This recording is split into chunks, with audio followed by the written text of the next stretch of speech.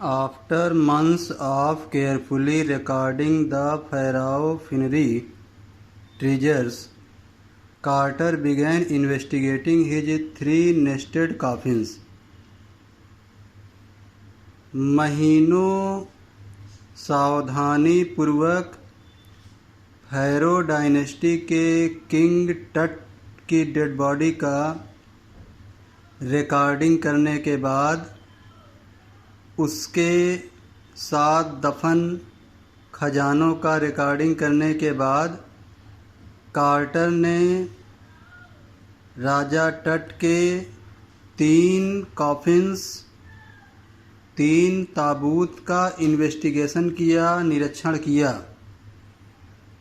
Opening the first, he found a shroud adorned with garland of willow and olive leaves, wild celery, lotus petal, and cornflowers.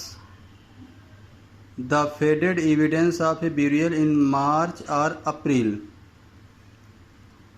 सबसे पहला coffin खोलने पर उन्हें एक बहुत ही पवित्र श्राउड मिला। एक प्रकार की कफन की चादर होती है, वो कफन की चादर मिली, श्राउड मिला, जिसमें garland of willow and olive leaves, जिसमें सरपत और जैतून की पत्ती की माला थी। वाइल्ड सेलरी, जंगली सब्जी एक प्रकार की होती है। लोटस पेटल्स, कमल की पंखुड़ियाँ, एंड कॉर्न फ्लावर्स, और मक्के का जो फूल होता है, ये सब चीज़ें देखने को मिली उस चादर में। The faded evidence of burial in March और अप्रैल। इन सूखी हुई पत्तियों को और सूखे हुए चीज़ों को देखकर ये प्रमाणित किया जा सकता था कि राजा टट को मार्च या अप्रैल में दफनाया गया होगा। When he finally reached the mummy, जब वह पूरी तरीके से ममी तक पहुंचा, यानी कि उस राजा टट की लाश तक पहुंचा, दो ही रैन इनटू ट्रबल, हालांकि उसे बहुत परेशानी हुई। The ritual resins had hardened, cementing Tut to the bottom of his solid gold coffin. ये जो पारंपरिक जो तरल होता है, एक प्रकार का रेजिन्स होता था, एक प्रकार का पारंपरिक तरल होता था जो बिल्कुल फेविकोल जैसा होता था। उस पारंपरिक तरल ने वो काफ़ी सूख गया था, हार्ड हो गया था, और राजा टट की डेड बॉडी को सोने के ताबूत से चिपका दिया था। यानी राजा टट की जो पीठ थी वो कॉफिन के नीचे वाले हिस्से में, बॉटम वाले हिस्से में चिपक गई थी, क्योंकि पहले वो तरल नीचे डालते थे कॉफिन में, फिर डेड बॉडी को सुलाते थे, लेटाते थे। तो वो पारंपरिक तरल जो था फेविकोल जैसा, वो एकदम सूख गया था और राजा टट की डेड बॉडी उसी में चिपक गई थी। No amount of legitimate force could move them. किसी भी तरीके का बल लगाने से वो डेड बॉडी वहाँ से हट नहीं सकती थी, हिल नहीं सकती थी। Carter wrote later what was to be done. बाद में कार्टर ने लिखा कि आखिर किया क्या जाए, क्या करें कि इस डेड बॉडी को अलग करें। The sun can beat down like a hammer this far south in Egypt. फिर कार्टर लिखते हैं कि इजिप्ट जैसे देश के दक्षिण में, जो कि इजिप्ट दक्षिण में है, इजिप्ट जैसे देश में जो सूरज की तेज़ गर्मी होती है वही हथौड़े का काम करेगी, वही राजा टट की डेड बॉडी को उस चिपकने वाले लिक्विड से अलग कर पाएगी। And Carter try to use it to loosen the resin. और कार्टर ने इस रेजिन से, यानी इस चिपकने वाले पदार्थ से राजा टट की डेड बॉडी को अलग करना चाहा, यानी कि उस रेजिन्स को ढीला करना चाहा, पिघलाना चाहा। फॉर सेवरल आवर्स, कई घंटों तक। He set the mummy outside in blazing sunshine that heated it to 149 degree Fahrenheit. कुछ घंटों तक उसने मम्मी को यानी डेड बॉडी को बाहर सूरज की रोशनी में रख दिया, लगभग 149 डिग्री फ़ारेनहाइट पर रख दिया, ताकि वो जो रेजिन्स होता है वो पिघल जाए और डेड बॉडी अलग हो जाए। नथिंग बज्ड, कुछ भी नहीं हुआ, जरा सी भी डेड बॉडी हिली तक नहीं। He reported with scientific detachment that the consolidated material had to be chiseled away from beneath the limbs and trunk before it was possible to raise the king's remains. उसने एक report किया, उसने एक वैज्ञानिक प्रमाण देते हुए, संलग्न देते हुए रिपोर्ट किया कि ये जो मटेरियल है, इस मटेरियल से डेड बॉडी को काट करके निकाला जा सकता है, छेनी से काट करके निकाला जा सकता है, उसके अंगों को अलग अलग करके उसके शरीर को 2-3 पार्ट में कट करके निकाला जा सकता है। तभी जो है राजा टट की बची खुची डेड बॉडी या बचा खुचा अवशेष निकल पाएगा। In his defence Carter really had little choice. अपनी रक्षा में कार्टर के पास वास्तव में बहुत कम चॉइस थी, बहुत कम सुझाव था।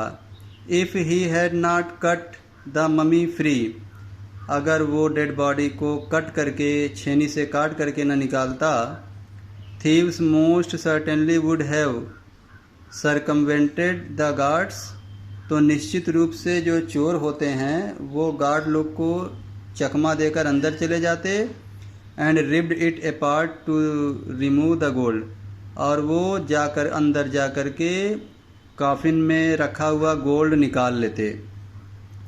इन Tut's time the royals were fabulously wealthy, राजा टट के समय में राजा लोग काफ़ी धनी होते थे। एंड दे थॉट और hoped they could take their riches with them, और वो राजा लोग विचार करते थे या आशा करते थे कि उनका जो धन था या उनका जो संपत्ति थी वो उनके साथ जाएगी, मतलब उनके साथ ही डेड बॉडी के साथ ही उनका धन दफना दिया जाता था। For his journey to the great beyond, जब वो इस दुनिया से एक दूसरी दुनिया में जाएंगे, अर्थात मरने के बाद इंसान दूसरी दुनिया में जाता है।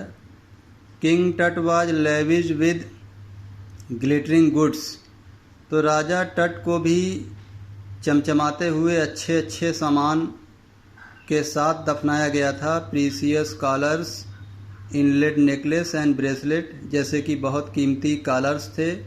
कॉलर्स गले पर लगाया जाता है, एक प्रकार का हार होता है, मोटे मोटे हार, बहुत कीमती मोटे मोटे हार थे, और नेकलेस भी थे, ये भी गले में पहनते हैं। ब्रेसलेट, और जो ब्रेसलेट यानी कि एक प्रकार का कलाई में पहनते हैं।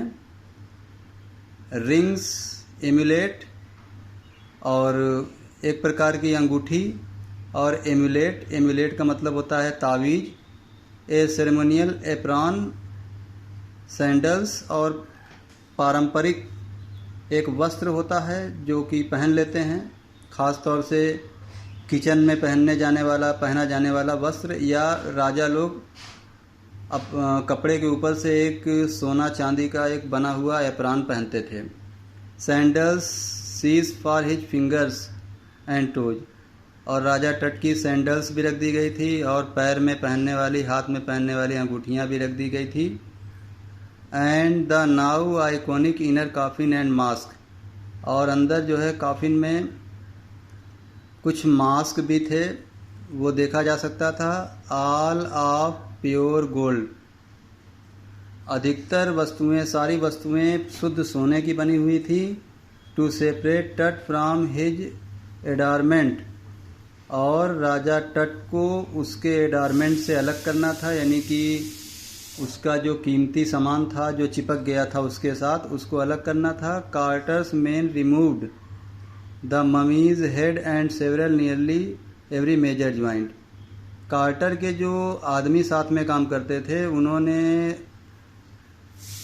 जो मम्मी थी राजा टट की, सबसे पहले उसका हेड काट के निकाला छेनी हथौड़ी से। फिर उसके बाद जहाँ जहाँ ज्वाइंट होता है उसको काट काट के निकाला। शरीर में कितने ज्वाइंट होते हैं आप समझ सकते हैं।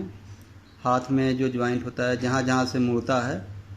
Once they had finished they resembled the remains on a layer of sand in a wooden box with padding that conceal the damage the bed where Tut now rest. कह रहे हैं कि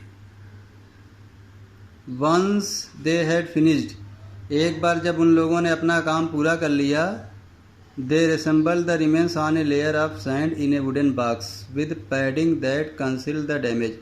तो उन लोगों ने राजा टट के डेड बॉडी को, राजा टट की जो मम्मी थी उसको ले जा करके सैंड यानी बालू में रख दिया, एक लकड़ी के बॉक्स में रख करके बालू पर रख दिया, और कुछ अंदर से सोख्ता जैसा पैडिंग जैसा रख दिया और उस पर डेड बॉडी को रख दिया ताकि डैमेज दिखाई न पड़े। The bed where Tut now rest, अब यही टट का बेड था जहाँ पर राजा टट आराम कर रहे थे। आर्कियोलॉजी है changed substantially in the intervening decades. कह रहे हैं कि सामान्य रूप से जो दशकों में आने वाले बदलाव जो होते हैं, उसमें आर्कियोलॉजी यानी कि वास्तुकला या स्थापत्य कला काफ़ी चेंज हो गई थी।